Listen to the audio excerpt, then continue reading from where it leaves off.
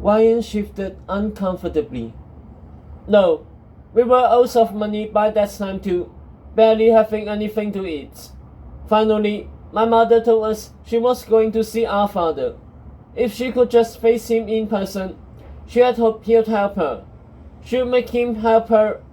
In the meantime, my brother and I would be enrolled at a bathhouse.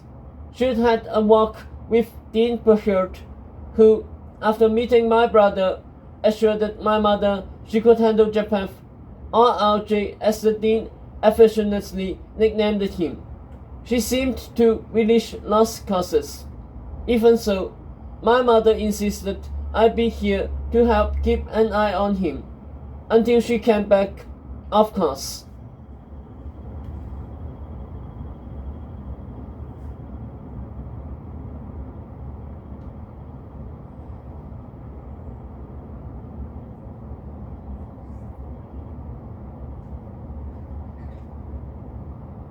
Ryan took a shallow breath.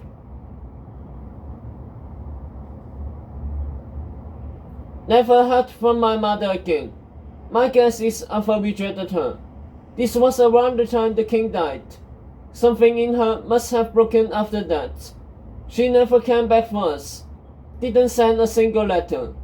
The love I thought she and I shared, the bond I thought we had, none of it mattered. She wanted to get away from Japan. She wanted to get away so badly, she was willing to leave me behind too.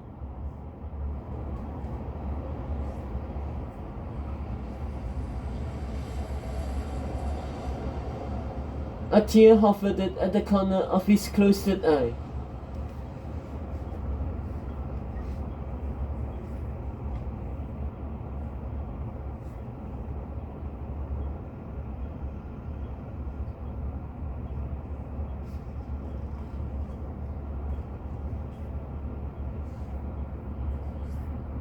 For a long time, we didn't know where she was.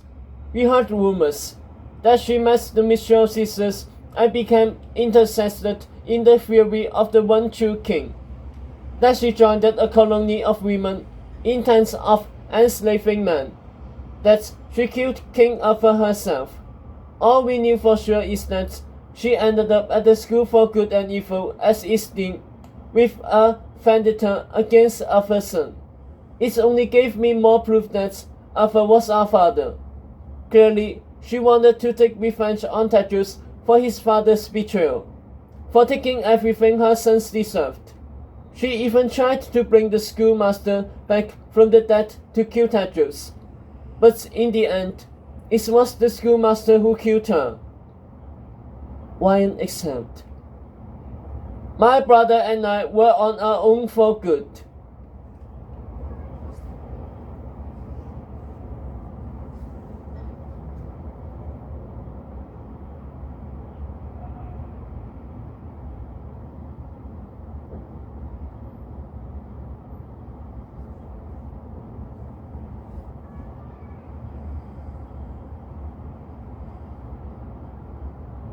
A warm gust curled through the veranda as they sat in silence, Ryan's heart pumping under Sophie's palm. For him, this was looking into the darkness of the past. For her, it shined new lights on the present.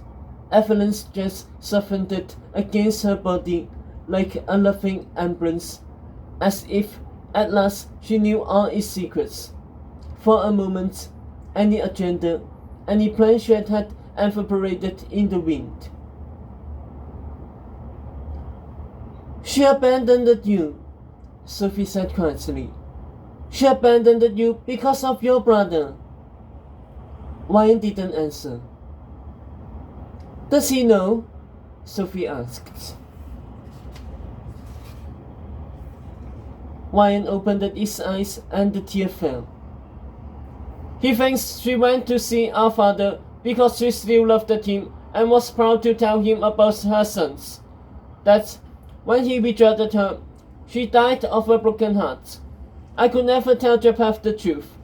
That it was him that drove her away. That it was him that broke her heart. It's the curse of being evil. It makes you torment the ones you love. and Japheth loved my mother too much. Sophie went quiet, thinking of all the times love made her a monster.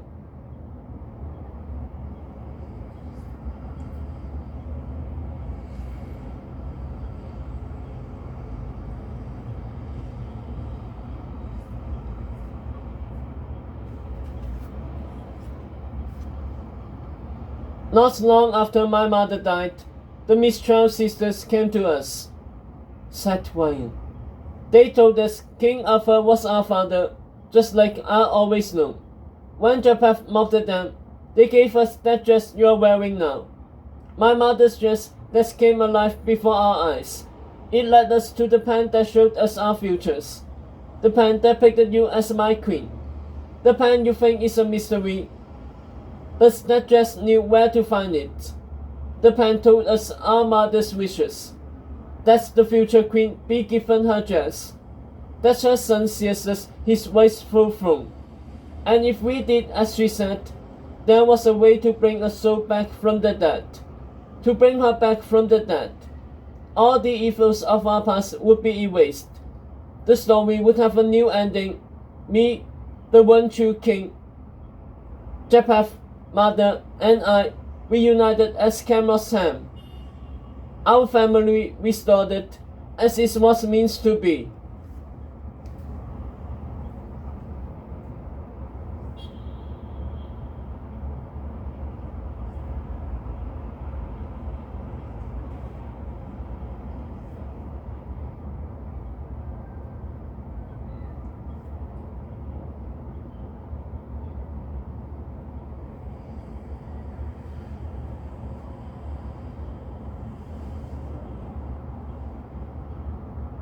Sophie thought about Lion's main storybook at the blessing, the one that stole Ryan's fairy tale. It had left out the secrets, the shades that mattered, like all storybooks. What did Japheth say? Sophie asked. Well, he went from mocking them to suddenly believing I was the one true king. He made me promise that if he helped me become the king, I would bring that one he loved back to life. It took time for us to work out our plan, of course, but Japheth never flagged. He was as invested as I was. Now that we had my mother at stake, I could see the hope in his eyes. Ryan recalled.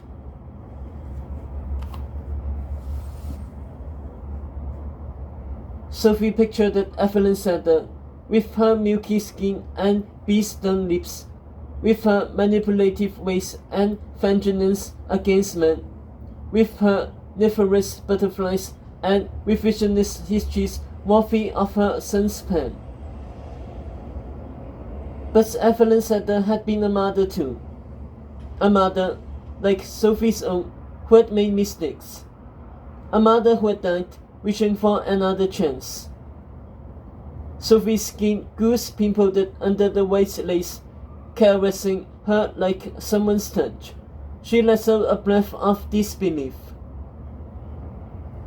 What is it? He asked.